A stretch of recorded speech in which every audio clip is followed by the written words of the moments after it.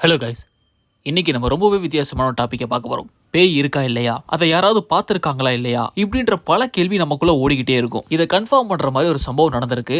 அந்த சம்பவத்தை பத்தி தான் இன்னைக்கு நம்ம பார்க்க போறோம். And welcome back to the Nesam talkies. நம்ம சேனலுக்கு புதுசாக வரீங்கன்னா சப்ஸ்கிரைப் பண்ணாதவங்க சப்ஸ்கிரைப் பண்ணிக்கோங்க. பக்கத்தில் இருக்க பெல் பட்டனை கிளிக் பண்ணிக்கோங்க. அப்போ நம்ம வீடியோ போட்ட உடனே உங்களுக்கு நோட்டிஃபிகேஷன் உடனே வரும். சரி, வாங்க வீடியோக்குள்ள போலாம். ஒரு 11 வயசு சின்ன பொண்ணு 82 வயசு லேடி வயசுல பேசியிருக்கா.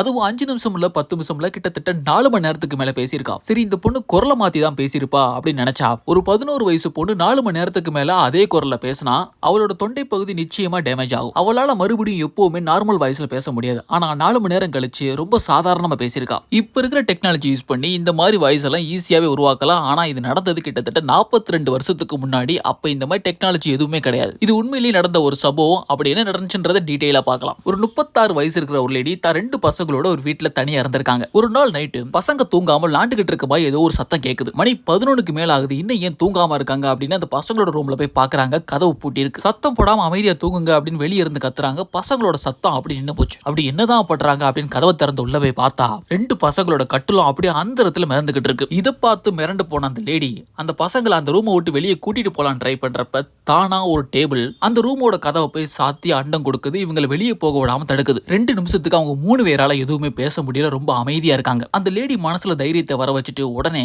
அந்த ரூம்ல இருக்கிற லேண்ட்லைன்ல இருந்து போலீஸுக்கு கால் பண்றாங்க. 10க்கு ரூமுக்கு வெளியே இருந்து வேற ஏதோ சத்தம் கேட்டுக்கிட்டே இருக்கு. கொஞ்ச நேரத்துல போலீஸும் வீட்டுக்கு வந்துடுறாங்க. இவங்க கதவை உடைச்சு இவங்களை வெளியே காப்பாத்திடுறாங்க. ஒருவேளை வீட்டுக்குள்ள கொள்ளக்காரங்க வந்திருப்பாங்களோன்னு வீடு முழுக்க போலீஸ் தேடுறாங்க. ஆனா இவங்களுக்கு யாருமே கிடைக்கல. திருடனுங்களோ இல்ல கொள்ளக்காரங்களோ வீட்டுக்கு வந்துட்டு போன மாதிரி எந்த தடயமும் வேற இல்ல. இந்த வீட்டுக்குள்ள இருக்க பொருட்கள் எல்லாம் தானா அசையுது, நகழுது அப்படின்னு போலீஸ் கிட்ட அந்த லேடி கம்ப்ளைண்ட் பண்றாங்க. ஆனா போலீஸ் நம்ப மாட்டாங்க. எந்த ஆதாரம் இல்லாம எங்களால எந்த நடவடிக்கையும் எடுக்க முடியாது. நீங்க சொல்ற அமானுஷ்ய சம்பவம்லாம் நம்புற மாதிரி வேற இல்லைன்னு போலீஸ் சுத்தமா நம்ப மாட்டாங்க.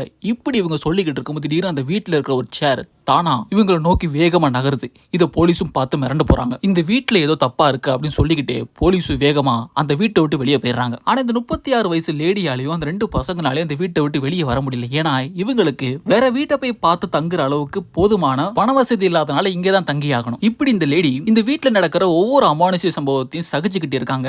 ஆனா அந்த 11 வயசு பொண்ணுக்கு மட்டும் ஏதோ ஒரு குரல் தனக்கு மட்டும் கேட்டுக்கிட்டு இருக்கதா சொல்றா. இந்த பிரச்சனை எல்லாம் சமாளிக்கிறதுக்காக அந்த லேடி இந்த அமானுஷ்யமான நிகழ்வுகளை கையாளுறதுக்கான நிபுணர்கள், அதாவது பேய் ஓட்டுறவங்களை வீட்டுக்குள்ள கூட்டிட்டு வரோம். அவங்களும் தன்னால முடிஞ்ச அளவுக்கு பண்றாங்க. ஆனா அவங்களால இந்த வீட்டுல நடக்கிற அமானுஷ்யமான சம்பவங்களை தடுக்க முடியல. இப்படி இந்த அம்மா முயற்சி பண்ணிக்கிட்டு இருக்கும் போதுதான் மோரிஸ்ன்றவர் இந்த வீட்டுக்குள்ள வராரு. இந்த மாதிரியான சம்பவங்களை கையாளுறதுல பெரிய திறமசாலி. அப்பதான் இவர் ஒரு விஷயத்தை கண்டுபிடிக்கிறாரு. இந்த 11 வயசு பொண்ணை கிட்டத்தட்ட 10 ஆவிகளுக்கு மேல கண்ட்ரோல் பண்ணிக்கிட்டு இருக்கு. இப்படி இவர் ஆராய்ச்சி பண்ணிக்கிட்டு இருக்கும் போதுதான் ஒரு குரல் அந்த பொண்ணோட உடம்புக்குள்ள இருந்து வருது. இந்த 11 வயசு பொண்ணு 82 வயசு லேடி வயசுல பேசுறா. ஆரம்பத்துல இந்த மோரிஸ் என்ன நினைச்சிருக்காருன்னா, இந்த சின்ன பொண்ணு மிமிக்ரி பண்ணி ஏமாத்துறா அப்படின்னு இவளோட வாயில கொஞ்சம் தண்ணியை ஊத்தி இந்த சின்ன பொண்ணு கிட்ட சில கேள்விகளை கேட்டிருக்காரு. இவகிட்ட இருந்து எந்த பதிலும் வரல. தான் உடம்புக்குள்ள ஆவி போன மாதிரி இந்த பொண்ணு தான் ஏமாத்திருக்கா அப்படின்னு ஒரு முடிவுக்கு வராரு. இப்படி முடிவுக்கு வந்த ஒரு 2 நிமிஷம் கழிச்சு இந்த பொண்ணோட முதுகுக்கு பின்னாடி இருந்து இவ வாய் அசைக்காமே ஒரு வாய்ஸ் வருது. அதுவும் ஒரு கொடூரமான வாய்ஸ். அதை கேட்டு மோரிஸை மிரண்டு போயிருக்காரு. இதுக்கு முன்னாடி எத்தனையோ ஆவியை கிட்ட பேசியிருக்கேன், ஆனா இந்த மாதிரி ஒரு ஆவியை நான் பார்த்ததே இல்லை. ஏன்னா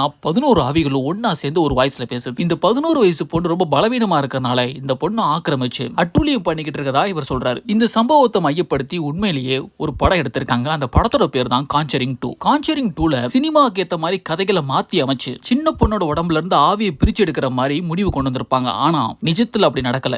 இந்த பொண்ணு அவங்கனால காப்பாற்ற முடியல. அந்த ஆவியை இந்த பொண்ணோட உடம்புல இருந்து பிரிக்க முடியல. இந்த அமானுஷ்யமான முயற்சியில மோரிஸ் தோத்துதான் போயிருக்காரு. அது 36 வயசு லேடி என்ன சொல்லியிருக்காங்கன்னா, நாளடைவில் கொஞ்சம் கொஞ்சமா இந்த ஆவிகளோட அட்டகாசம் குறைஞ்சு போச்சு. அந்த அமானுஷ்யமான சம்பவம் அதுக்கப்புறம் நடக்கல.